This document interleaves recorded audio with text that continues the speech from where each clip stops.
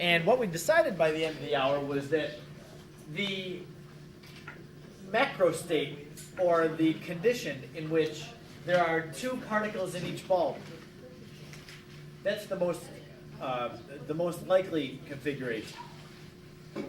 Why?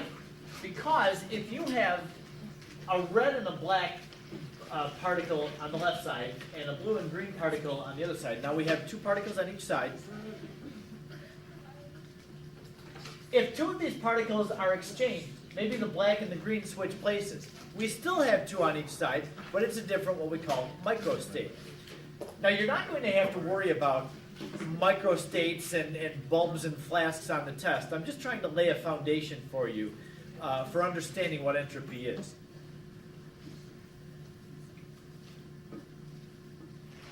If there were 100 particles contained in two bulbs, what would you think would be the most likely arrangement? 50-50. I would think 50-50. Would you be able to calculate what the probability of finding 50 and 50 would be, or how many microstates? I think you could. It's a really, really big number. I think we'd rather not do it in here. Chi squared. Chi. GP. Chi-square? Yep. Yeah, except it's a lot more confusing. Well, no, they just make you do more work. Now, Boltzmann, he was the one that came up with this formula for what entropy is. And you'll see the formula on the next slide. But what he was saying is that the more possible arrangements you can have within a macrostate, the more entropy there will be. Think of it like this, and this is a real-world example that I've given here, a clean bedroom. If your bedroom is perfectly neat and tidy, there's only one possible arrangement for everything. That's assuming you don't move your furniture around, right? Everything in your bedroom has a place. Would you agree with that? Clothes that are thrown on the floor, that really is not the place they belong. And stuff that's thrown all over your dresser top, that's not really where the stuff belongs. So if everything is in its place, that's the one configuration that would be the most ordered. If it's messy, there's a lot of possible configurations. That's like the arrangement when you have two particles in each of the bulbs with four-particle system.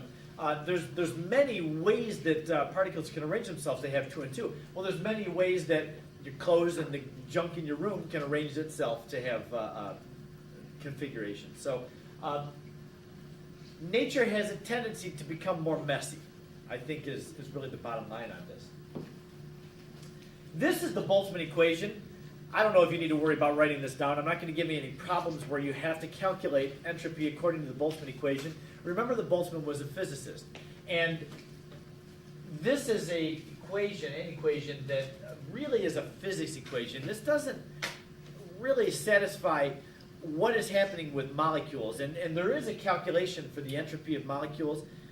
It's very complicated. This is pretty simple. Look at what the variables are here. K is just a constant. So really, the S is related to the natural log of W.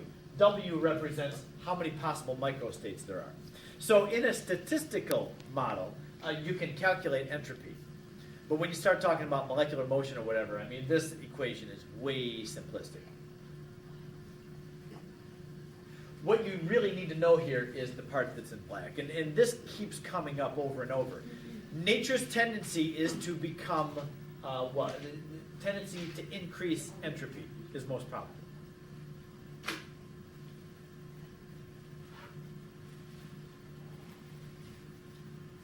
So memorizing Boltzmann's constant, that formula, you don't need it.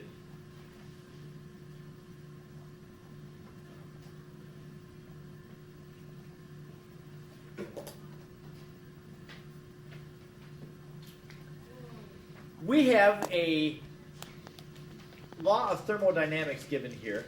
I thought the picture was cool. It doesn't really have anything to do with the second law of thermodynamics.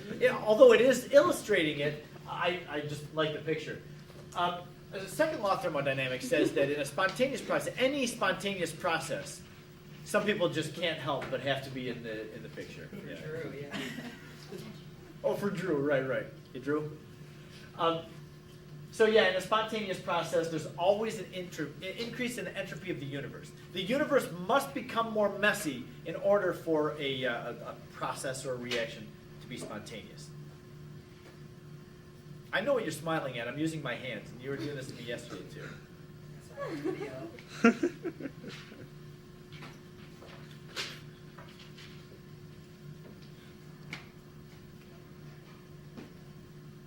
In fact, I had people asking in other classes, "Who's Jessica in your third hour?" I had to call her out yesterday. Not you. We've got a nice one, and then one that's mocking her teacher. Ooh. Can I go? Pulling Can I shots. take the camera just a bit? Yes, go ahead. Yeah. Which one is it? And she's like trying to eat. The one that mocks her teacher? Yeah, she's over there. All right, stop, Kyle. Okay. All right. So yeah, what do we see in the picture? Do we see nature becoming more messy?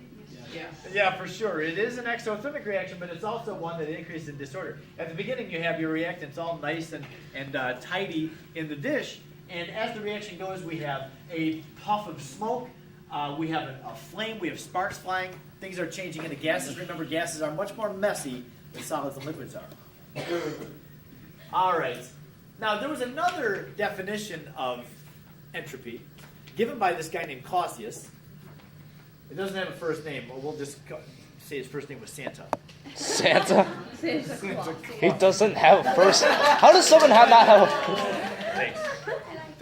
He does have a first name. In fact, you'd be maybe surprised. Is it Santa? Rudolph. Rudolph Clausius. That's actually pretty funny. It's so funny.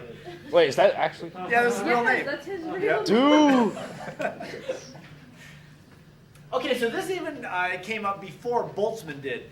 Boltzmann was in the late 1800s, but Clausius comes up with this definition, and this is definitely a chemistry definition of entropy related to enthalpy and temperature. Now, Clausius' definition really is it's heat divided by temperature, but you know that you can't measure heat absolutely. You have to measure it in a change. So that So that's incorrect. It is correct. This is correct, but this is more useful to us, and it's still correct. The change in entropy is equal to the delta H over T.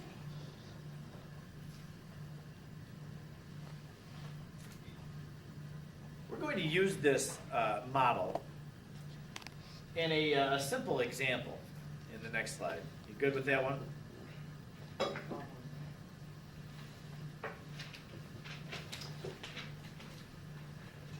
We have a mixture of two samples of water.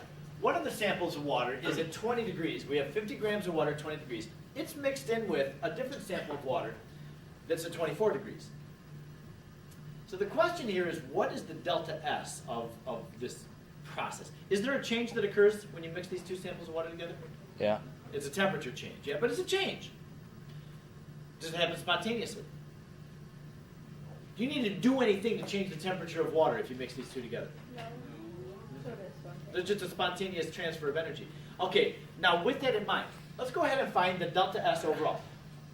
There really are two changes happening, aren't there? Yeah. We have cold water, cooler water, and then we have warmer water. The cool water is increasing in temperature, and the warmer water is decreasing in temperature. So when we think of this, I always use my hands and, yeah.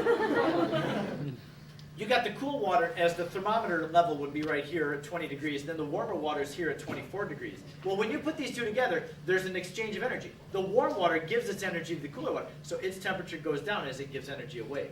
The cooler water gains the energy, so its temperature goes up. They'll always meet at thermal equilibrium, which means they'll have the same final temperature.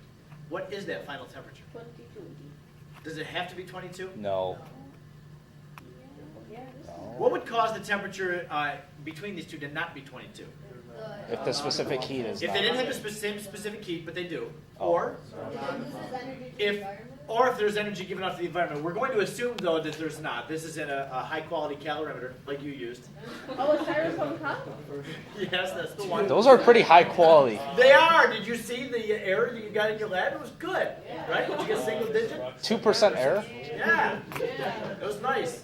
So don't you start mocking my calorimeters. Yeah, you can get those at GFC for $2. Yep. Oh, big box. For a big box of them, or a case. Anyway, now we have two substances, same mass of the substances and the same specific heat. So, does the final temperature, does it just show up right in the middle of the two starting temperatures? I think it does. Okay, so we have the delta S of the cool water is going to be defined as, according to Clausius, delta H over T. And then the delta S of the warm water is the same thing, really, delta H over T. But we're going to treat those two differently and separately. Wait, question. Yes? Isn't the delta H over T determined by the temperature, the change in temperature? Or why am I thinking something different? No, it's not, because yes, the delta H has a temperature change in it. Let's go ahead and do that. How do we define the delta H of the cool water? The cool water goes from 20 up to 22 degrees, its final temperature. MC delta T? Yeah, you have to use MC delta T. If it's a reaction, then we talk about delta H, but if it's just something changing temperature, we're talking MC delta T. So that's the same thing really as MC delta T of the cool over the temperature of the cool. Is there a difference between these two terms? I guess.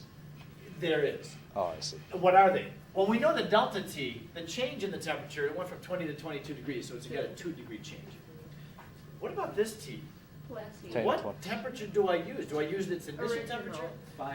Final Do I use its temperature. final temperature? Final. Please tell me it's final. Initial. How about the average temperature? Average. Because the cool water, on average, was 21 degrees. Oh? What?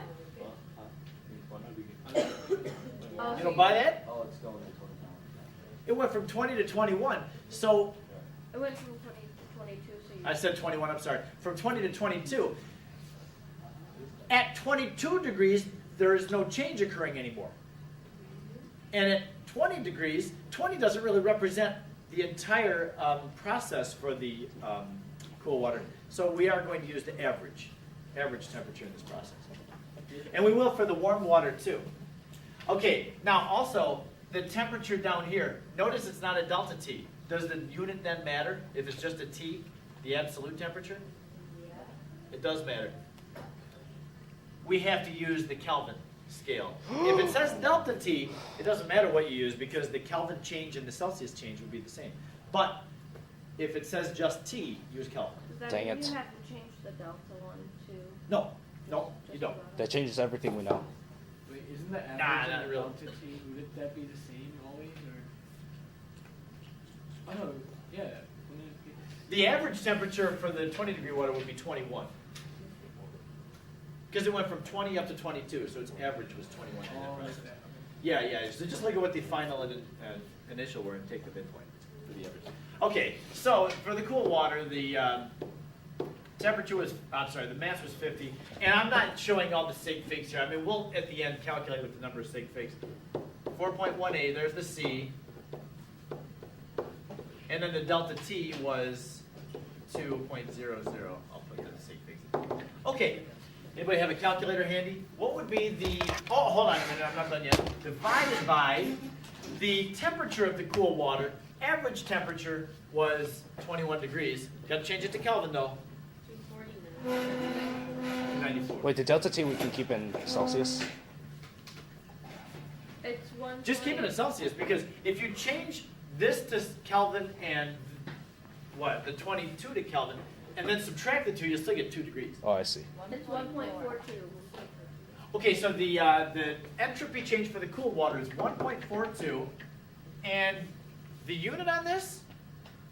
Something over Kelvin. Yeah, you get grams cancel out, degrees Joules Celsius over cancel. Kelvin. Oh, isn't that good? JK! 1.42 JK. Wait, isn't it? J over K. It is J over K, but that's how you write JK, isn't it? No?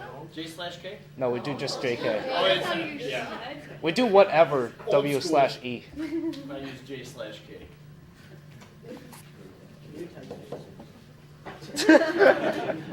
What's that?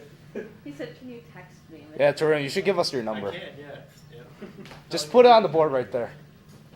My number? No, Oh, yeah. Or Turns out- both. yeah, for all the Which, internet. whoever works. For all the internet to text him chemistry questions. Yes. All right. Excuse me. Would it be the same thing except But, like, we're over gonna text him if you have 290? It is the same thing. It's still 50 grams. It's still 4.18. The temperature change? Negative. -2. Kidding. Ooh. Okay, and then divided by the average temperature of the warm water, which it went from 24 down to 22. So there'll be 23-degree average temperature for the warm. And that in Celsius, or I'm sorry, in Kelvin would be 296. Now, before we go on, are we all comfortable with this term being negative? Yes. But don't you switch The book had it flip everything to positive. But That book, I don't like them changing to positive at all because it's the sign on the heat flow. You know, in the text, they make a big deal about heat flow, you know, going from warm to cold always. And so if something is losing heat, it should have a negative value for its energy change. Holy crap, this thing gives my answer in sig figs. Ah, nice. Is that an Inspire? You didn't know that? Okay, so anyway, I was talking about the sign on this thing, and we have a positive, and a negative being multiplied. So it does give us a negative. What does it mean for the warm water to have a negative delta S? Because it will. It's losing entropy. Which means what about its particles? It's losing this. It's getting less stable. It's becoming more ordered, isn't it? It's getting And, less Richie, stable. what do you do with your hands? They come in like together. They are kind of coming together more. When things are warmed up, what happens to their molecular motion? they stay together.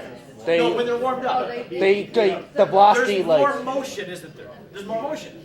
And so if things cool down, there's less motion of particles, and less motion means more order. and less stable. Yes. Yes, and less stable. So when you take that, and divide it by that, what do you get? Negative 1.41. Negative 1.41 joules per Kelvin. JK. I guess I can't say JK because you don't put the slash in anymore. It's only good if you have this. No, that's okay. Okay. Wait, what? Why is it? Shouldn't there be? John's per Kevin. Shouldn't there be some energy that got lost? But shouldn't they be equal? No, because it's not the same Kelvin. No, it shouldn't be equal. They had different average temperatures. And here's what I'm getting at. This is what you're asking is the point of the slide. The delta S total. Oh, wait. It should be the same. No, So you add them together? Or? add them together. The delta That's S zero. total is delta S of cold plus delta S warm It's 0.01. equals positive 0.01 joules per Kelvin. Well, There was an overall entropy change in this process of positive 0.01 joules per Kelvin. What does that mean about this process? It got more stable. According to the second law of thermodynamics, It's spontaneous. we have an increase overall in entropy. so it's becoming. So it's a spontaneous, but it happens spontaneously. And that's what the illustration is here. You're looking at this thing, well, shouldn't the entropies cancel out? No. This thing happened spontaneously. There had to be some increase of entropy, and it's illustrated with just, this is a pretty simple example, putting warm and cool water together, and they come at the same final temperature. But you see that even with this, it's, So how do you It figure does out the illustrate. temperature when it's not the same specific heat? I'm not going to give you anything like this. I just used this to illustrate Oh, the fact that with even temperature changes, there's an increase in entropy, meaning that it's spontaneous. Good? All right.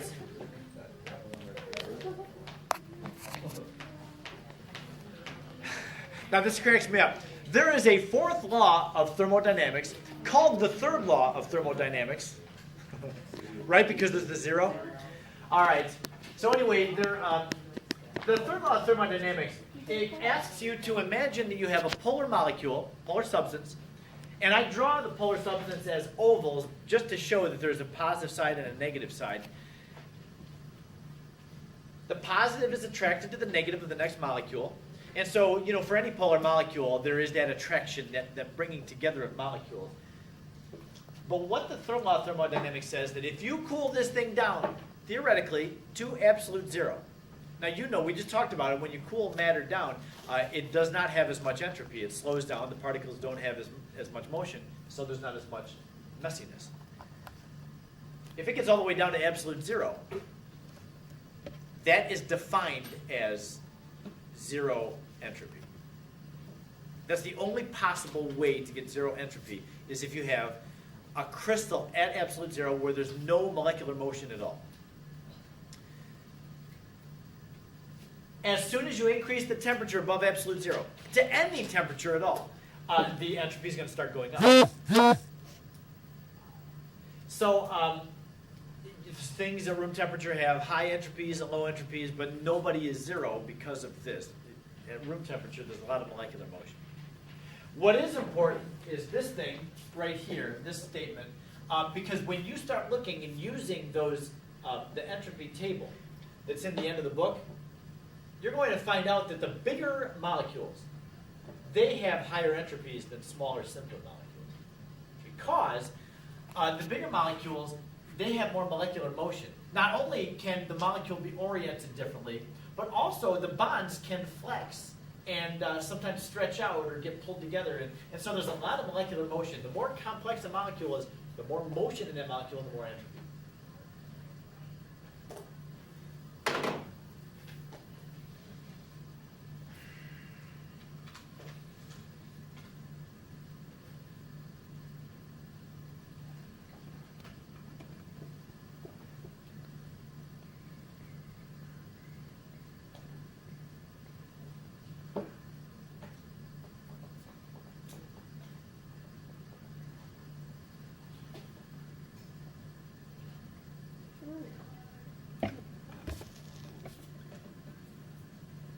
Doing a selfie? I just see that look of satisfaction on it. I figure he's recording himself. He's taking himself out. Oh, yeah. It's a video. Okay, good with that slide? No, not yet.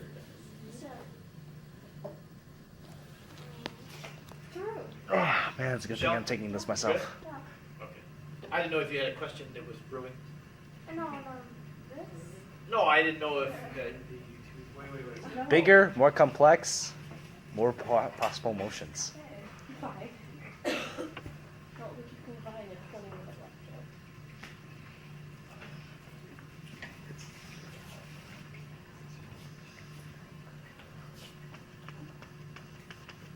So the entropies that are calculated are determined. They're determined by some formula, which I don't know what it is. I've never had to determine entropy values ever in my chemistry career. So yeah, well, you'll have to be given entropy values. Yeah, you don't have to memorize any of those values. They're on that table, the same one that you used on the quiz. You didn't have to use that table on the quiz. You did the thermodynamic table. We have to do a lab where we have to determine entropy. No, there won't be a lab this chapter. No, What? it's the first chapter without a lab. Yep. So on the quiz in this chapter, there will not be a lab question. Wow, we saw talking about Except we have one So more I'm going review to give question. you, 3 questions from the book, from the exercises. That's good, isn't it? Yeah. No, And then there will be 1 review question and 1 multiple choice question. No. Alright. So just 3 from the book instead of 2? Right. That's Yes, okay. that's what we have to. They're pretty dramatic. Okay. Now we're going to find the delta S for a reaction the same exact way as we found delta H from that table. Just take the total of the products minus the total of the reactants. Make sure you're using the right values because they're on the same table. And I also want you to know and be aware that sometimes the heat, or not the heat, the entropy of the surroundings will dictate whether a reaction is spontaneous or not. Not necessarily even the system, but if the surroundings have a more pronounced change in its entropy, then that may cause the system to be not spontaneous or spontaneous. I'll show you what I mean. Do we ever have to calculate the entropy of surroundings? Or? You might. Oh. You might. And here's the way we do it. It's pretty simple. you know how S of the system, delta S of the system is delta H over T. Well, the surroundings would be negative delta H over T.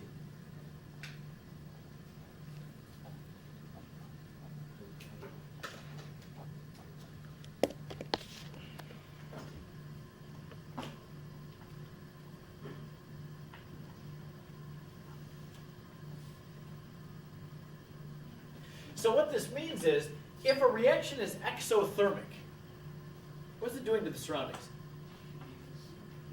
It's heating them up. What's happening to the entropy of the surroundings? If the surroundings are getting heated up from the reaction, Increasing. yeah, the surroundings are becoming more messy because the heat is causing more molecular motion. And then the opposite is also true. If it's an endothermic system, it's pulling heat out of the surroundings, so the surroundings have to order themselves more because they're losing heat as the surroundings give heat to the system. JD? You just answered. Okay. All right, so just be aware of this. If you have an exothermic reaction, the change in entropy of the surroundings is positive. The surroundings gain some of that energy, they have more molecular motion. And then opposite for endothermic.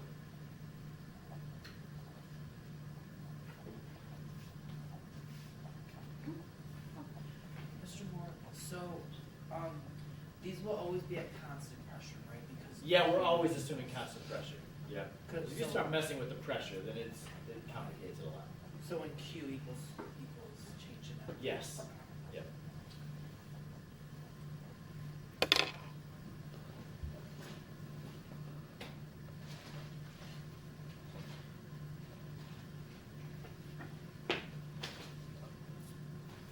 Good with that? Yeah. We get ourselves to Josiah Willard Gibbs. He was in the late 1800s, and Willard Gibbs, as he goes by, he wanted